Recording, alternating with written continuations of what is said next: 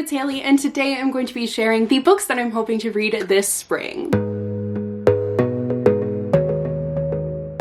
Spring is really the hardest season for me to really quantify what I like to read, and I don't know why. Like in the fall, I really know what I want to read, and then winter and summer, it's the same thing. But for spring, I'm kind of all over the place. But I find that what I generally gravitate toward is like more emotional contemporaries and kind of more whimsical fantasies, like sort of urban fantasies more so rather than a high fantasy.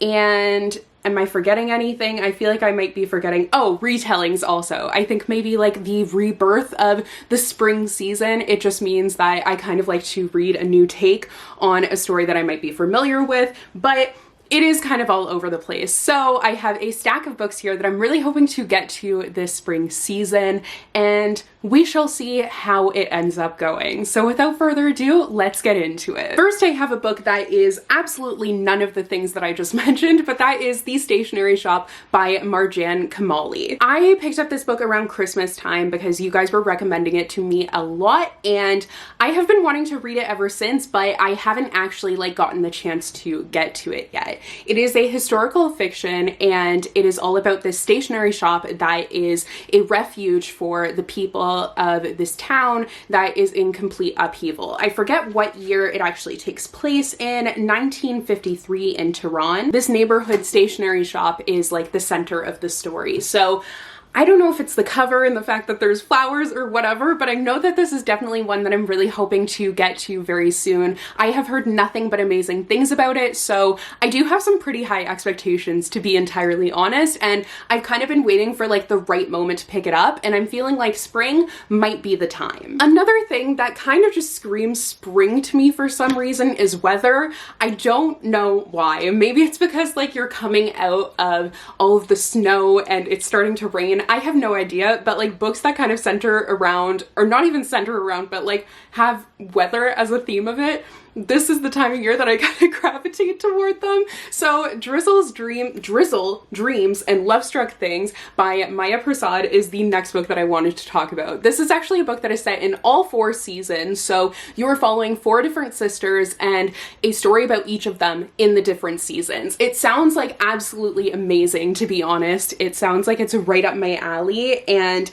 I am so excited for this one. It is really hard to find a book that is specifically set in spring for some reason, but this one, it does have like a spring vibe to it, you know? The spring season does come into it, so why not read it this time of year? And kind of on that same note is Empress of All Seasons by Emiko Jean. This is by the author of Tokyo Ever After, and it is this palace where like in order to be the next empress of their world, you have to go through the enchanted rooms of this palace where you essentially are like defeating a room for each of the seasons. So the seasons come into it again, but I feel like that seems like a really like whimsical sort of concept. Unlike other things that I've read, the only other thing that I can think of that it kind of reminds me of is Snow Like Ashes by Sarah Rosh. Had different kingdoms that were based on the different seasons, but this one still seems pretty different, and it seems like a very unique story. I did really enjoy Tokyo Ever After, so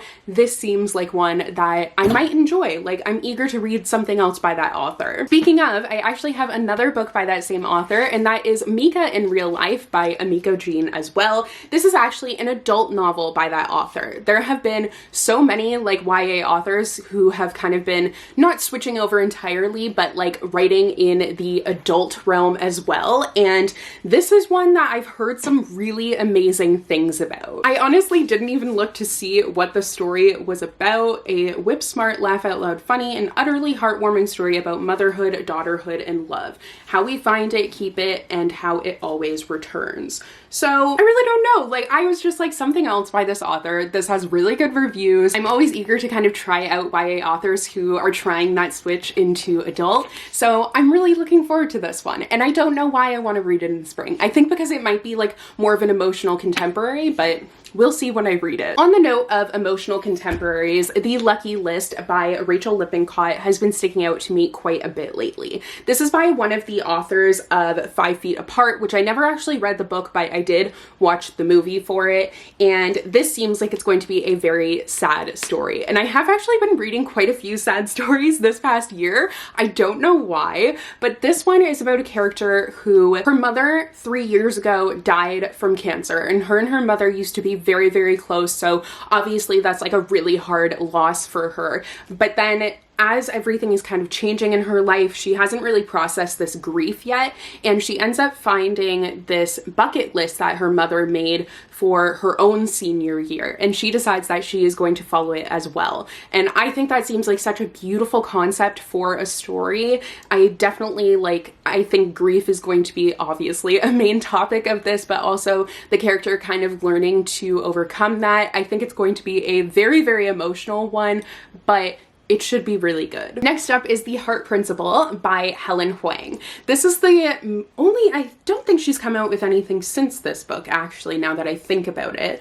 But this is part of the Kiss Quotient universe. This is Kwan's story, and I have read all of the books in Kiss Quotient so far except for this one. I have had this one for what feels like forever, to be entirely honest. I feel like I have included this book on like a million different TBRs and just haven't gotten to it yet, so spring 2023, that is the time I'm going to actually get to this freaking book. And it's not for lack of like wanting to read it, it's just, I don't know, I haven't gravitated toward it really. But I know that I've heard that, well, this is a romance story. This one is a little bit more emotional and intense, and I've seen from people even saying that like it maybe shouldn't be labeled a romance.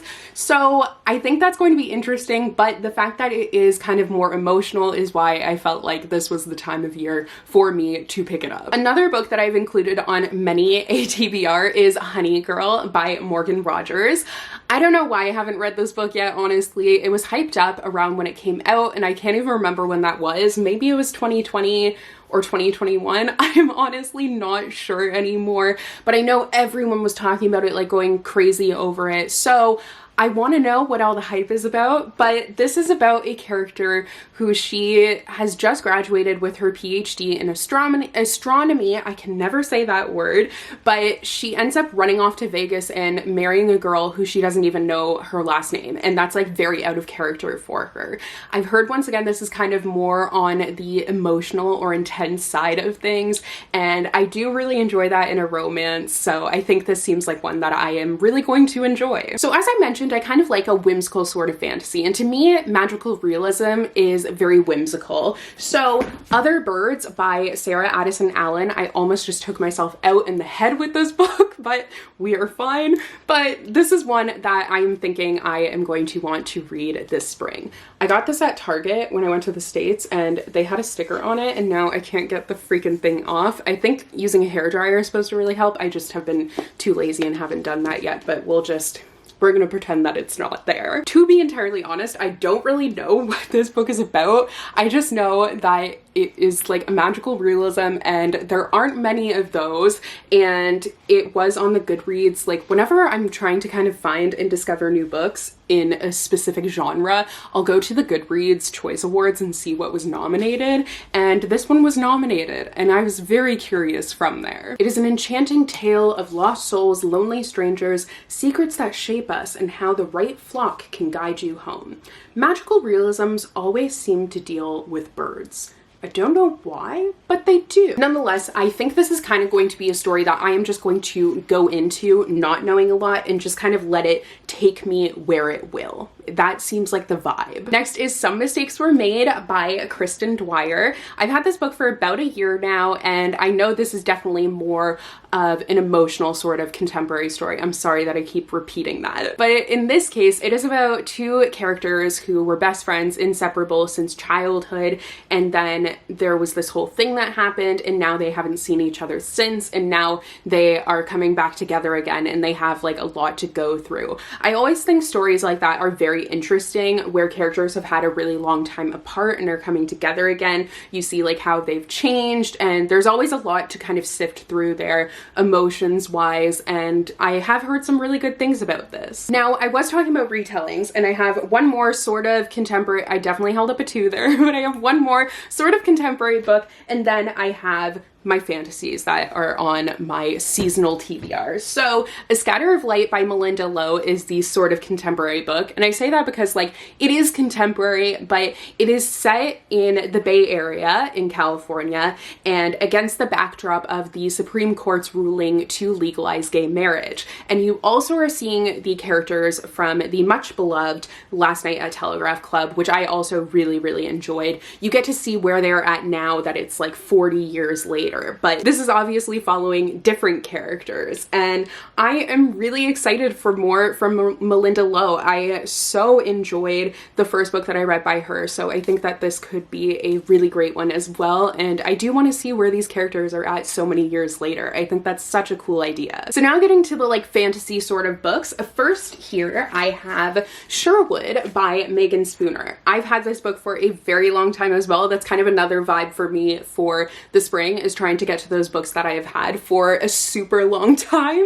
But this is a Robin Hood retelling, and I have read Hunted by Megan Spooner, which was a Beauty and the Beast retelling that came out a few years ago now, and this one has been out for quite a while, but for some reason I just haven't gotten to this one yet. So since now is kind of the time that I really enjoy getting to those retellings, it seems like the perfect time for me to read this one. I believe it is a gender-bent Robin Hood retelling, but I'm not entirely sure about that. I shall see when I pick it up. Next is Princess of Souls by Alexandra Christo. This is by the author of, oh my goodness, why can't, House of Salt and Sorrow. No, that's not it, is it? Oh, it's by the author of To Kill a Kingdom. There were kind of a few books that like came out in that time period that I always get the authors mixed up because I also get the books mixed up. It's like House of Salt and Sorrow, and then Sea Witch and To Kill a Kingdom. They all kind of like were sea-based fantasy, so I kept getting them all mixed up. But anyways, this is a Rapunzel retelling, and To Kill a Kingdom,